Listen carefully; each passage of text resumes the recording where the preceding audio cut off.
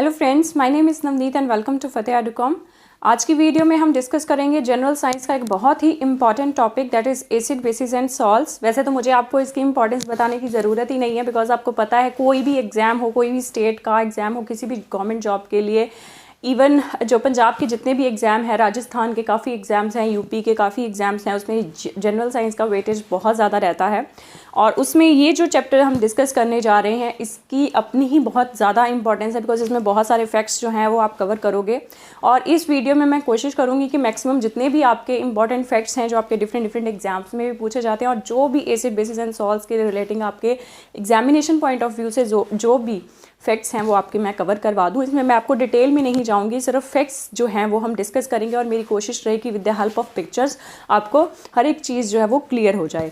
Right, so start करते हैं। सो सबसे पहले आपको पता होगा कि एट प्रेजेंट अगर हम एलिमेंट्स की बात करें तो there are 115 elements at present, right. और ये एलिमेंट्स मिलके जो है वो कंपाउंड्स बनाते हैं। और अगर हम कंपाउंड्स की केमिकल प्रॉपर्टीज़ की बात करें तो केमिकल प्रॉपर्टीज़ के बेसिस पे हम इन कंपाउंड्स को जो है वो 3 हिस्सों में डिवाइड करते हैं, that is acid, bases and salts, right. तो सबसे पहले जो है वो हम एसिड्स की बात करेंगे, लेकिन एसिड्स की बात करने से पहले हम ये जानेंगे कि हमें कैसे पता चलता है कि कोई सोल्यूशन जो है वो एसिड है या बेस है, ठीक है। तो वो जानना बहुत ज़रूरी है। सो इसके लिए क्या होता है, इसके लिए इंडिकेटर्स होते हैं। तो 2 तरह के इंडिकेटर्स होते हैं, एक होते हैं नेचुरल और एक होते हैं सिंथेटिक। जितने भी इम्पॉर्टेंट है आपके एग्जामिनेशन पॉइंट ऑफ व्यू से वो मैं आपको यहाँ पे करवा दूंगी। सो नेचुरल इंडिकेटर की जो सबसे फेमस एग्जाम्पल है वो है लाइकेंस। लाइकेंस जो हैं वो आपको पता है, लाइकेंस ये नेचुरल इंडिकेटर है। ये एक सिम्बायोटिक एसोसिएशन होती है एल्गी और फंजाई के बीच, साइनोबैक्टीरिया एंड फंजाई के बीच, ठीक है। एल्गी जो है ये इसको फूड प्रोवाइड करती है, इन रिटर्न ये इसको शेल्टर प्रोवाइड करती है, राइट। सो ये एक सिम्बायोटिक एसोसिएशन है between algae and fungi and they belong to kingdom Thallophyta. ये भी आपको पता होना चाहिए, ठीक है। सो अगर हम लाइकेंस की बात करें तो लाइकेंस का अगर हम न्यूट्रल कलर जो होता है, न्यूट्रल कलर जो इनका होता है वो पर्पल होता है। तो एसिड कैसे टेस्ट करते हैं, देखिए एसिड कोई सोल्यूशन जो है वो एसिडिक है या बेसिक है, तो सबसे पहले हम बात करेंगे कि सोल्यूशन जो है एसिडिक है तो लाइकेन से हम उसको कैसे टेस्ट करते हैं।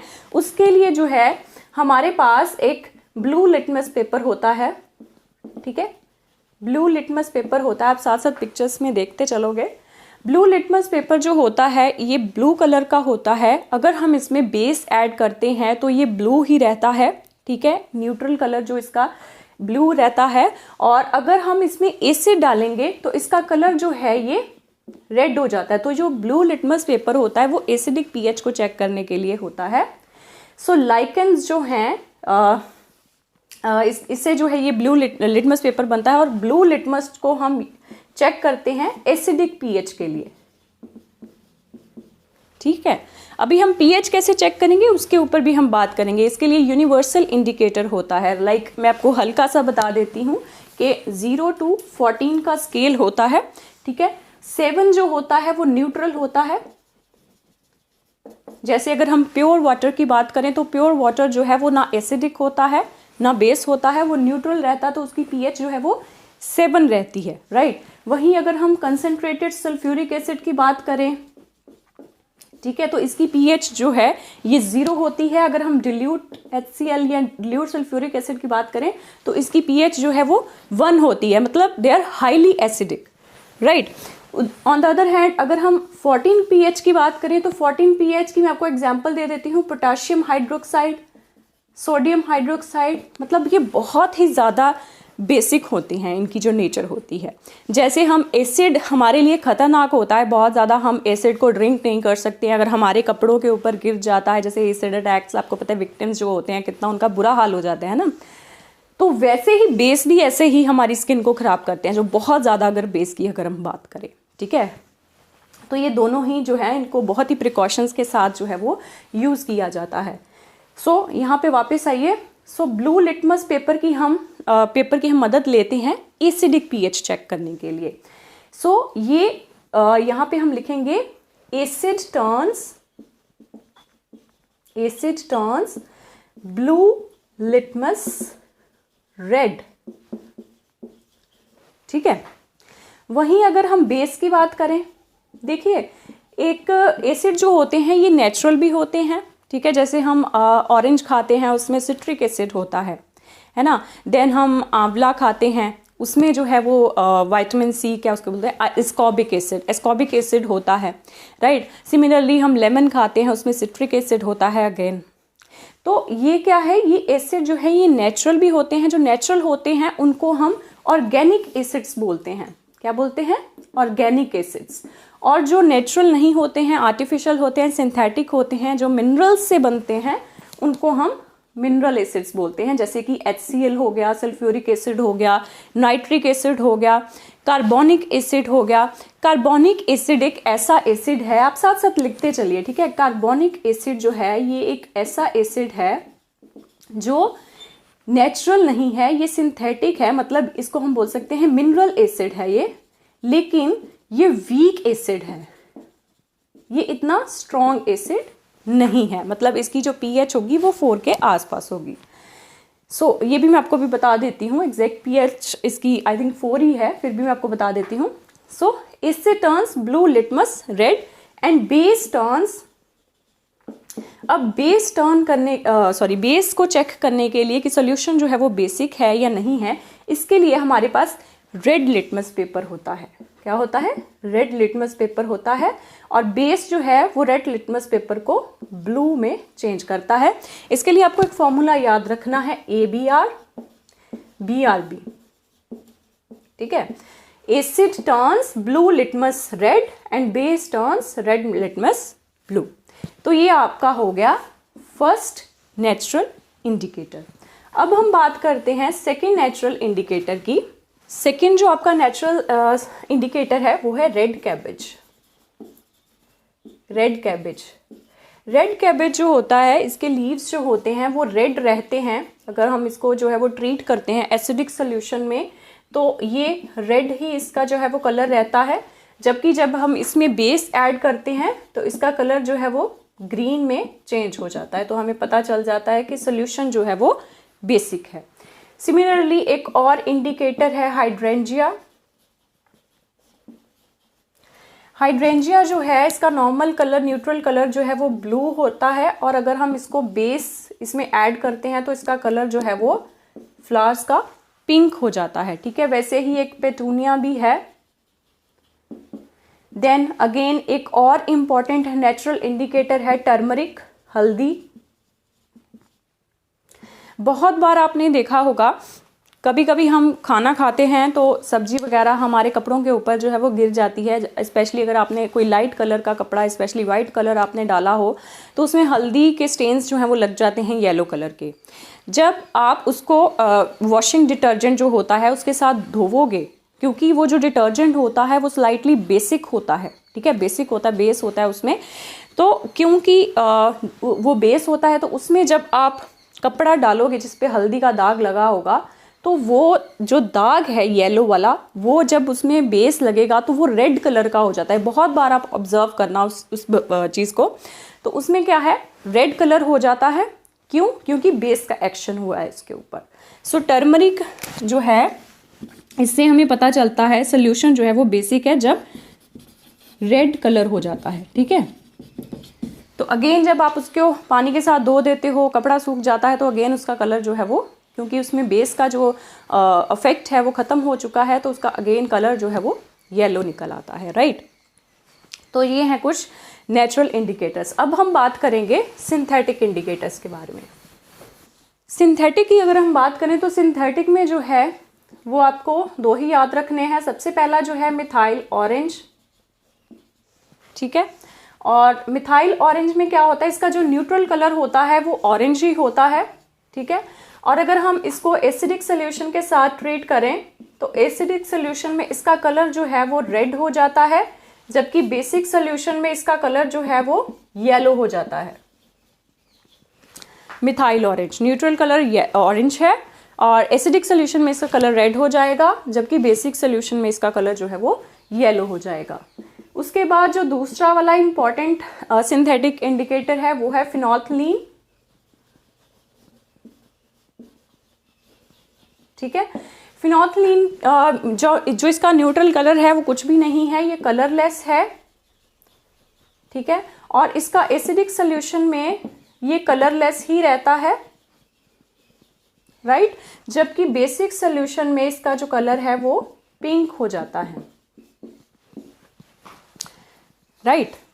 तो बस इसमें आपको ये दोनों ही याद रखने हैं। अब बात करते हैं ऑल्फैक्टरी इंडिकेटर्स की। ऑल्फैक्टरी, जहां पे वर्ड ऑल्फैक्टरी आ गया उसका मतलब होता है रिलेटेड टू स्मेल।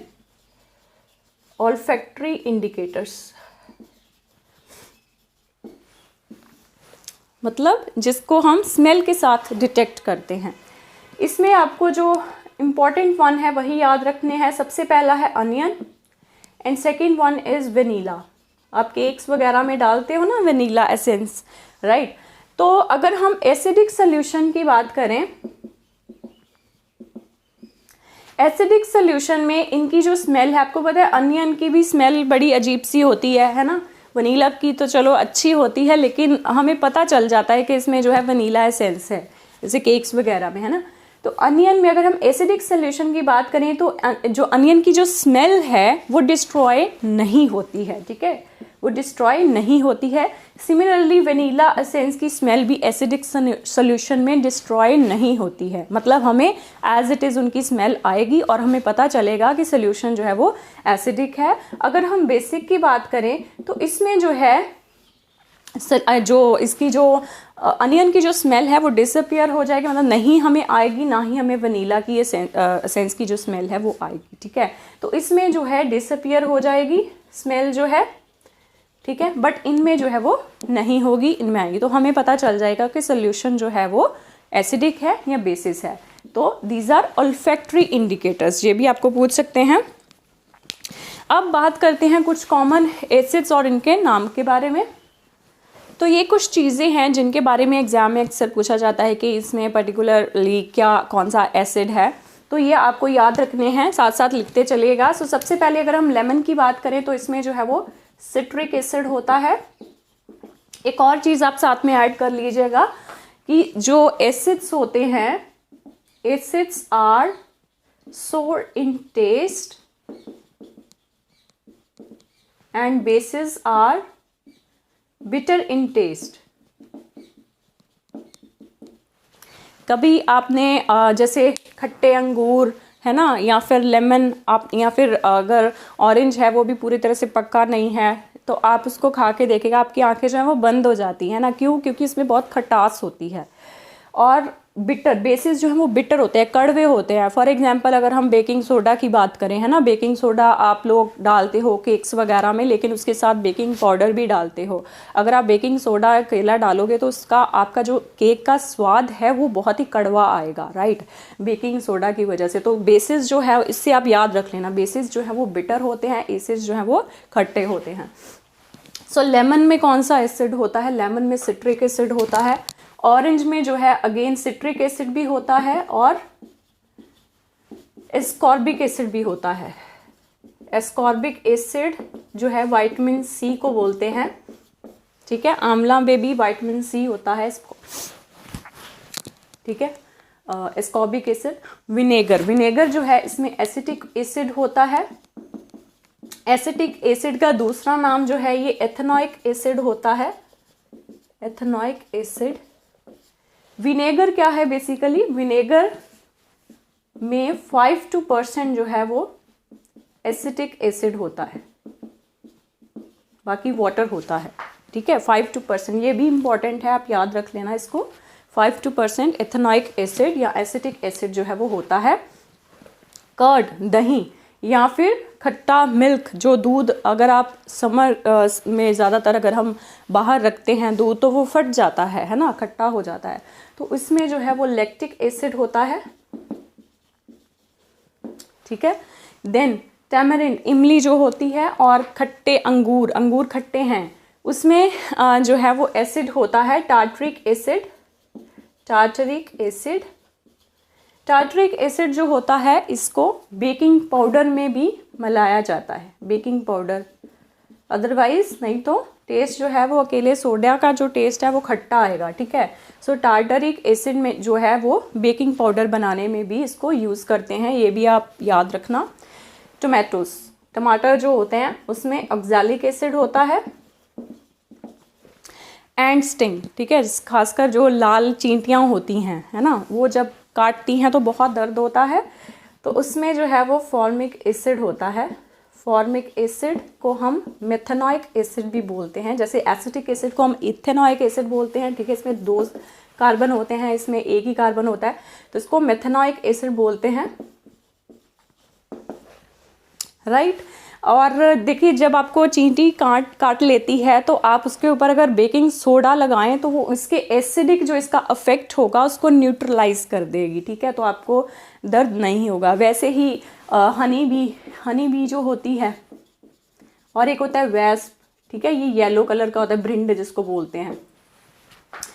ये अगर आपको काट ले, ठीक है, इसका जो होता है ये एल्कलाइन होता है, स्टिंग जो होता है, ठीक है, एल्कलाइन होता है, मतलब थोड़ा बेसिक होता है। बेसिस को हम एल्कलाइंस नहीं बोलते हैं, जो बेसिस वाटर में जिनको हम डिज़ोल्व कर सकते हैं उनको ही जो है वो हम अल्कलाइन बोलते हैं, अल्कलीज बोलते हैं। सो वेस्प का जो स्टिंग होता है ये अल्कलाइन होता है। जब आपको भृंड जो है वो काट लेती है, मान लो, तो अगर आपके घर में नींबू है तो इमीडिएटली उसको जो है ऊपर रब कर लो, या फिर अगर आपके पास सिरका है, ठीक है, विनेगर है, तो उसको रब कर लोगे तो ये आपको बहुत ज़्यादा रिलीफ मिलेगा, बिकॉज उसका जो एल्कलाइन इसका जो बेसिक इफेक्ट होगा उसको एसिड के साथ हम न्यूट्रलाइज कर देंगे। सिमिलरली अगर हम हनी बी की बात करें तो हनी बी जो है इसका स्टिंग जो है वो एसिडिक होता है, ठीक है। हनी बी अगर आपको स्टिंग करती है तो इमीडिएटली आप उसके ऊपर सोडा जो है वो अप्लाई कर दीजिए, तो आपको जो है वो काफ़ी रिलीफ मिलेगा, क्योंकि वो न्यूट्रलाइज कर देगी, ठीक है, सारा प्रोसेस। इसको क्या होता है, acid plus base gives us salt and water, मतलब इस पूरे प्रोसेस को हम न्यूट्रलाइजेशन बोलते हैं, न्यूट्रल हो जाती है। सिमिलरली अगर आपने देखा होगा कई बार हम बाहर जाते हैं कुछ ज़्यादा, है ना, जैसे लॉकडाउन के इमीडिएटली हम बाहर गए तो हमें लगा कि ये भी खा लेना चाहिए, वो भी खा लेना चाहिए, है ना, इतने महीनों से कुछ नहीं खाया है, तो हम बहुत ज़्यादा जो है वो खा लेते हैं चीज़ें, तो हमारे पेट में गड़बड़ तो होगी ही, है ना, तो एसिडिटी बढ़ जाती है उस चीज़ से। तो एसिडिटी बढ़ने से क्या होगा, हम अनईजी फील करेंगे, ठीक है। तो उसके लिए हमें क्या करना है, हमें बेकिंग सोडा थोड़ा सा अगर हम ले लेते हैं, ठीक है, तो एसिडिटी को ये न्यूट्रलाइज कर देगा, ठीक है। तो ये भी क्वेश्चन जो है वो बन जाता है कि इन केस आपको एसिडिटी हो गई है तो आप क्या करेंगे, तो आप बेकिंग सोडा या कोई भी बेसिक चीज़ है जो आप वो खा सकते हैं। सो एंड स्टिंग में क्या होता है, फॉर्मिक एसिड होता है, ठीक है, मेथेनॉइक एसिड।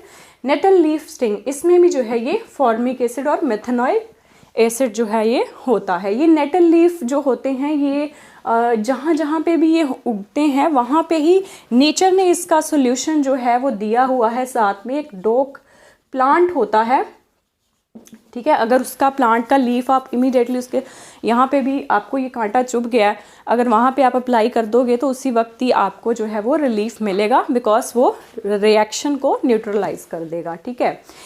सिमिलरली अगर हम कोल्ड ड्रिंक्स की बात करें, कोल्ड ड्रिंक्स आप लोग पीते हो, है ना, कोल्ड ड्रिंक्स जो होती हैं उसमें फिजीनेस कैसे आती है, due to the presence of carbonic acid, ठीक है। अब कुछ और इम्पॉर्टेंट फैक्ट्स मैं आपको बताती हूँ। जैसे सबसे पहला जो है, एक तो एसिड्स जो होते हैं वो इलेक्ट्रोलाइट्स भी एक्ट करते हैं, ठीक है। बेसिस जो होते हैं वो भी इलेक्ट्रोलाइट्स एक्ट करते हैं, means they conduct electricity, right. Then इसके अलावा जैसे एक और मैं आपको बता देती हूँ कि जैसे एसिड्स जो होते हैं उनको हम ग्लास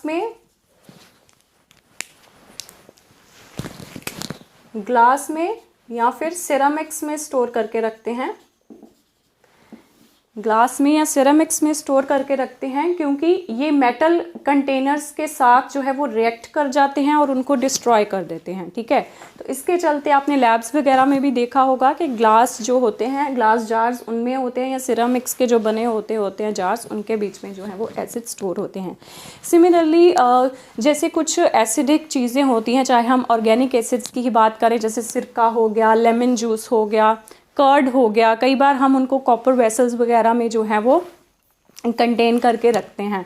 ठीक है, तो ऐसे हमें कॉपर वेसल्स में या फिर ब्रास जो होता है उसमें हमें इन चीज़ों को जो जिनमें एसिड्स होते हैं स्लाइटली ऑर्गेनिक, जैसे लेमन जूस की बात कर रही हूँ, ऑरेंज जूस की बात कर रही हूँ, कर्ड की बात कर रही हूँ, तो उन चीज़ों को हमें इसमें स्टोर नहीं करना चाहिए, क्योंकि मेटल जो है वो उसके बीच में जो एसिड होता है उसके साथ रिएक्ट कर जाते हैं, जिससे हमें फूड पॉइजनिंग वगैरह जो है वो हो जाती है। राइट।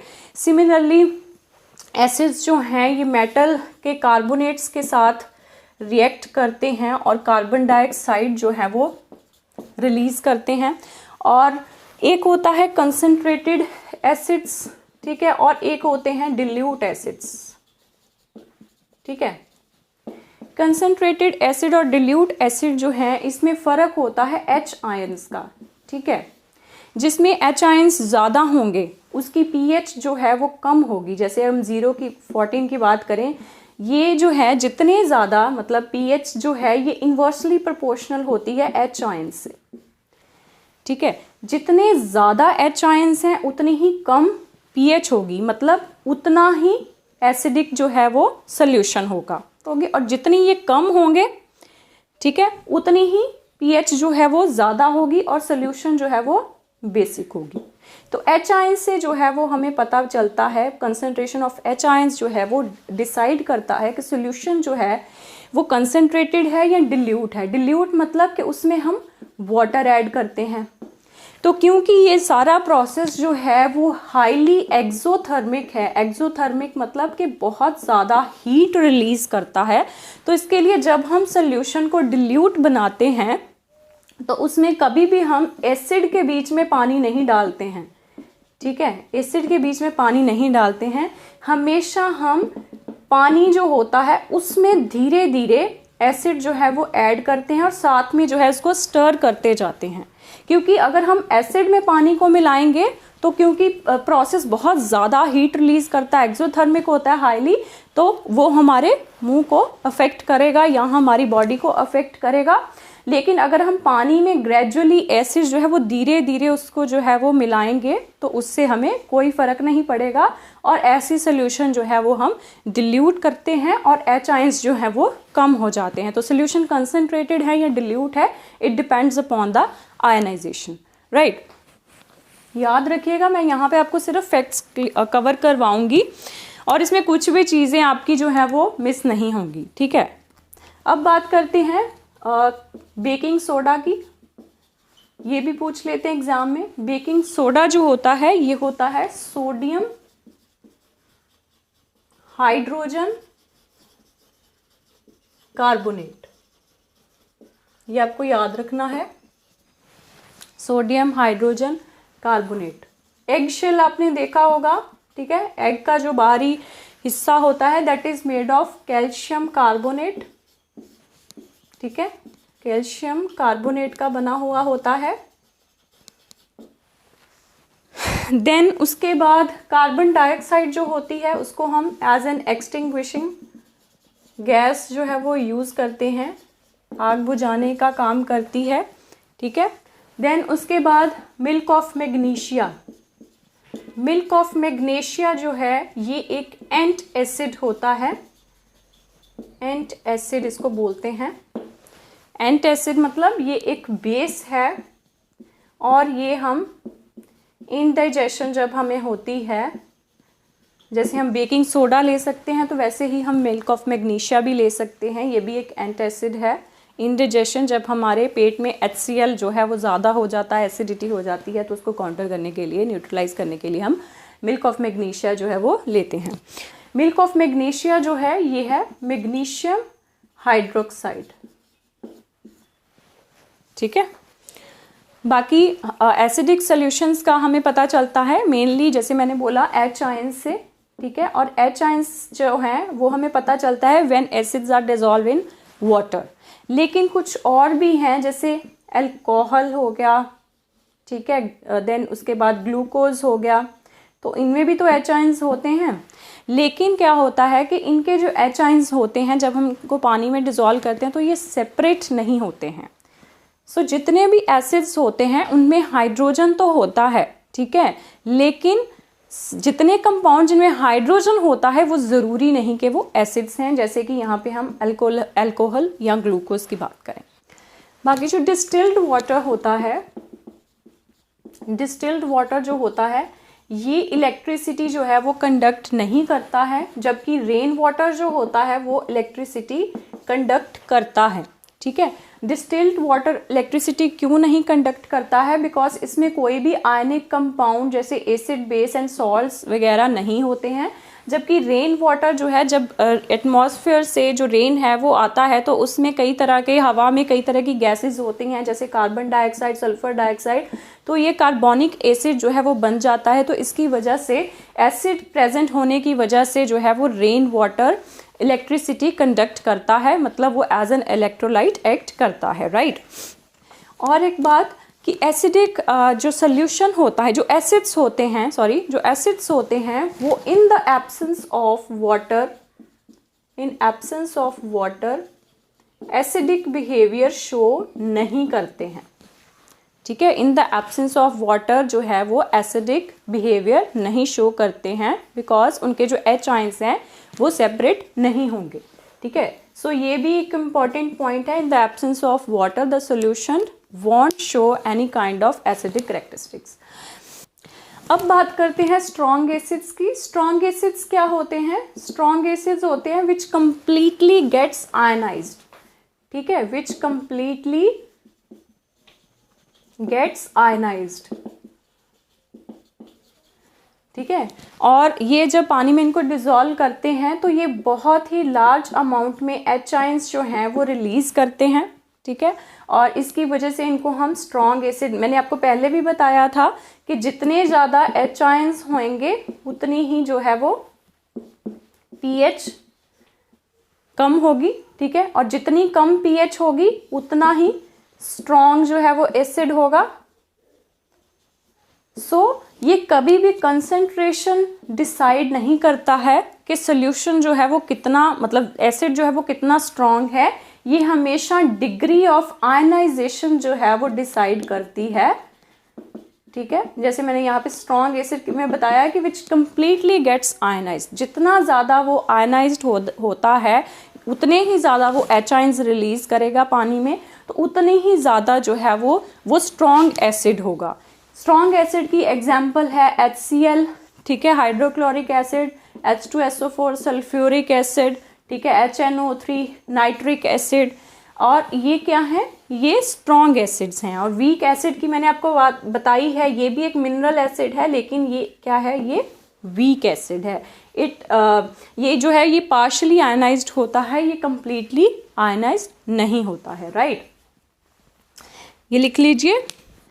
बाकी देखिए, जितना ज़्यादा एसिड में जो है वो H आयंस हम इनको डिल्यूट करते जाएंगे, मतलब हम एसिड में जो है वो पानी ऐड ऑन करते जाएंगे, जो H आयंस हैं ये रिड्यूस होते जाएंगे, ठीक है। सो इनकी जो मतलब स्ट्रेंथ है वो भी साथ में वीक होनी शुरू हो जाएगी। ये आपको बस ये इतनी चीज़ याद रखनी है, ठीक है। ये जो हाइड्रोजन आयंस हैं जितने ज़्यादा ये होंगे उतना ही स्ट्रॉन्ग एसिड होगा, मतलब उतनी ही उसकी कम जो है वो pH होगी, ठीक है। एंड जितने ये कम होते जाएंगे H आयंस, मतलब उनकी स्ट्रेंथ जो है वो रिड्यूस होती जाएगी और वो जो है वो बेसिक सोल्यूशन की तरफ बढ़ते जाएंगे, राइट। मतलब उनकी pH जो है वो बढ़ती जाएगी। अब बात करते हैं कुछ यूसेजेस की। सबसे पहले सल्फ्यूरिक एसिड की बात करें तो इनको हम फर्टिलाइजर्स में, paints, dye, synthetic fibres, plastics, explosives वगैरह बनाने में और कार बैटरीज में सल्फ्यूरिक एसिड, ये काफ़ी बार पूछते हैं। ठीक है, कौन सा एसिड यूज़ होता है। वैसे अदरवाइज अगर हम मेटल्स की बात करें तो लेड जो है कार बैटरीज में यूज़ होता है। अदरवाइज एसिड की बात करें तो सल्फ्यूरिक एसिड है। देन नाइट्रिक एसिड में फर्टिलाइजर्स जैसे कि अमोनियम नाइट्रेट वगैरह बनाने में, एक्सप्लोजिव्स जैसे कि ट्राई नाइट्रोटोलुइन जो होता है वो बनाने में, डाई प्लास्टिक्स वगैरह बनाने में। हाइड्रोक्लोरिक एसिड जो होता है that is use to remove oxide film from steel objects. ठीक है, स्टील ऑब्जेक्ट्स जो होते हैं जब हम उनको गैल्वनाइज करते हैं ताकि उनमें जो है रस्ट ना लगे, तो उससे पहले हम उसमें जो जमी हुई ऑक्साइड लेयर होती है, ठीक है, उसको रिमूव करते हैं with the help of hydrochloric acid. Next जो हमारा लेक्चर होगा उसमें हम बेसिस के बारे में जो है वो डिस्कशन करेंगे। आई होप आपको वीडियो अच्छा लगा होगा। अगर अच्छा लगा हो तो चैनल को सब्सक्राइब करें और प्लीज़ ज्वाइन भी करें, ठीक है, और सपोर्ट ज़रूर करें। Thank you very much.